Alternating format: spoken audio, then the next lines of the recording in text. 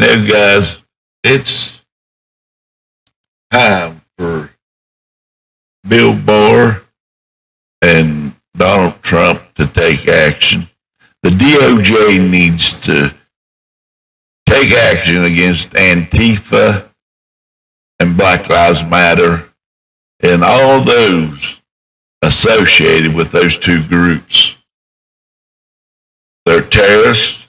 They need to be charged as terrorists and locked up. The key, throw it away. Leave them in there. Don't let them back out. That's stupid. You arrest these thugs. You put them in jail. 5 days later, they're back on the street doing the same thing. Tearing down businesses, destroying people's place of employment. Now their communities are not going to have the jobs they had because they're burning down businesses, churches, homes. They don't care. They're marching through the streets demanding you give up your house if you're white and give it to them. Empty your wallets and give it to them. They want reparations. That's all it is. The truth came out, that's all it is. And you Black Lives Matter thugs think that looting and burning down place is okay because it's a protest. Are you fucking dumb? Are you? Because, man, I'm telling you, I've seen kids smarter than you. And all you people that support that trash, you're just as guilty. It's a shame that Americans came to this. But you snowflakes, Black Lives Matter, Antifa, if you want to act like this, why don't you just leave? Go to another country if you don't like this country. It doesn't matter. To the regular working American, they wish you'd leave. The majority of Americans wish you'd just leave. You Black Lives Matter and Antifa and all your supporters, you want a Marxist country, go find one. You don't have to be here. My goodness, grow up. You guys are something else.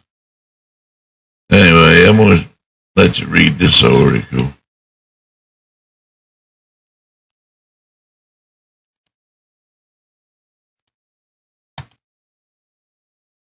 Impunity. Enough is enough.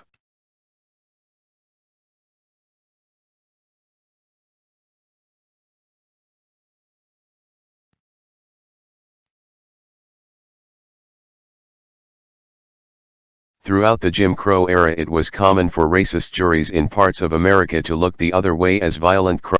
Home Steve Levy. Tags, William Barr rioters RICO. Why AG Barr must invoke RICO statute against rioters now? U.S. Attorney General William Bill Barr listens during an event to highlight the Department of Justice grants to combat human trafficking, in the Indian Treaty Room of the Eisenhower Executive Office Building on August 4, 2020 in Washington, D.C. Drew Angerer/Getty Images. By Steve Levy, Friday, August 21, 2020, 11:09 a.m. Current bio archive. Short URL. Email article. Comment. Contact. Print. AA. Throughout the Jim Crow era, it was common for racist juries in parts of America to look the other way as violent crimes were perpetrated against African Americans. At some point, the federal government intervened and brought its own charges to ensure that justice was carried out. Today, socialist and liberal Democratic mayors running our nation's cities are engaging in the same type of enabling of violence as did the racists of the past. Attorney General William Barr's Operation Legend is a commendable first step in holding the violent perpetrators to account, but it's not enough. It's time for the AG to apply the federal RICO statute against Antifa-like groups that are analogous to organized crime. Entities encouraging rioting usually utilize the phone lines and the internet to organize their illegal activities, or engage in activity violating the federal civil rights of their victims, thereby subjecting them to federal jurisdiction. In fact, 3 white supremacists who traveled from California to Virginia in August 2017 to incite violence in protests were prosecuted under 18 U.S.C. 241, which prohibits conspiracies to injure, oppress, threaten, or intimidate any person, in the exercise or enjoyment of any right or privilege secured to him by the Constitution or laws of the United States. How many more videos do we have to see of a woman being hit with a 2x4 while protecting her business, or a man in Portland dragged from his car by anarchists and nearly beaten to death? Really?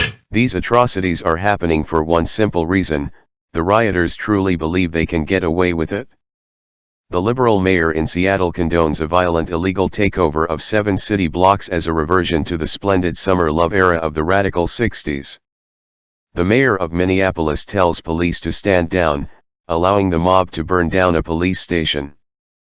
Portland's mayor acquiesced to 80 straight days of destructive rioting, blaming not the anarchists, but the federal troops for somehow provoking them while seeking to prevent a mob takeover of the federal courthouse. The mayor of Washington, D.C. blasts the president for holding a Bible in front of a church, but not the mob that tried to burn it down. Equally alarming is how the far-left organization funded by billionaire George Soros has under the radar been taking over district attorney offices in our major cities. They even bankrolled the San Francisco race of the radical son of cop-killing terrorists. He won, and predictably has refused to prosecute lawbreakers assaulting police. The DA in Portland praised protesters pelting federal ICE agents transporting a group of illegal immigrants, while expressing embarrassment over federal agents enforcing the law. Similarly, in New York City, DA Cyrus Vance announced low-level lawbreakers would not face penalties. We are now at a point where a woman, under attack by a mob, who called 911 pleading with the operator to send police, was What happened there? Was told the police would not respond and that she should call City Hall. This is the stuff of third world banana republics. How is this happening in our great country, and why is the federal government not doing more to stop it?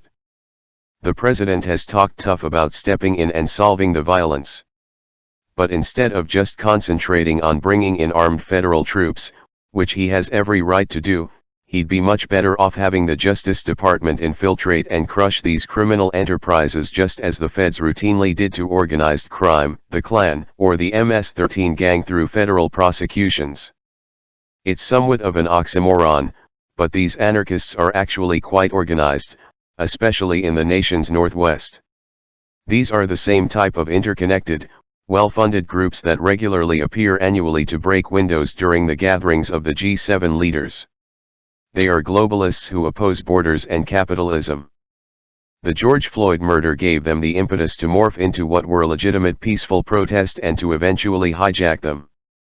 At the same time, the original laudable concept of the Black Lives Matter movement has been displaced by a Black Lives Matter organization that is headed by avowed Marxists.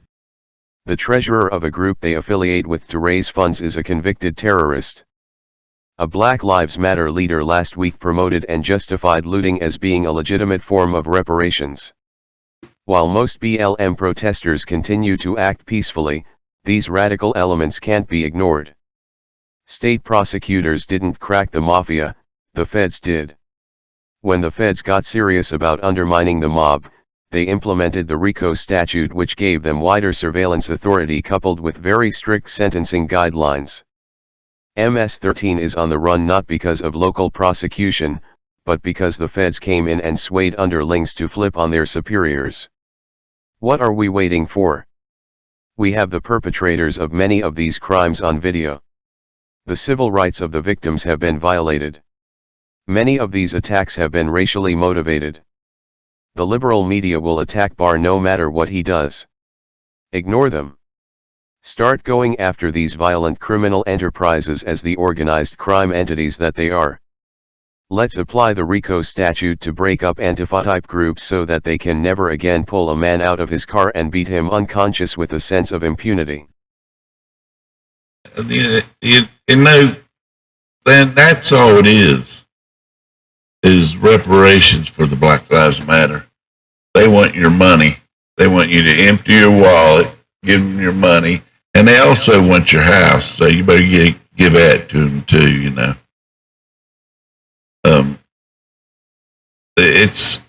And that Black Lives Matter individual that said looting and burning down businesses is a justified way of getting reparations. That says it all.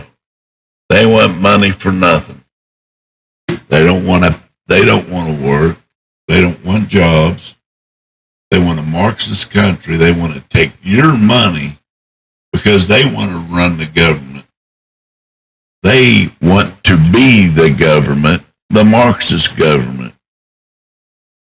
And they want you on bent knee, and they want you to give them their every demand. If they say you have to move out of your house and give it to a person of color, then you got to do it. Not really. I'm just kidding. These fuckers can't take your house. There ain't enough of them. There's too many of us out there that will stand up and fight back. And I'm one of them. And I'm sick of it. I'm tired of it. They've done enough destroying.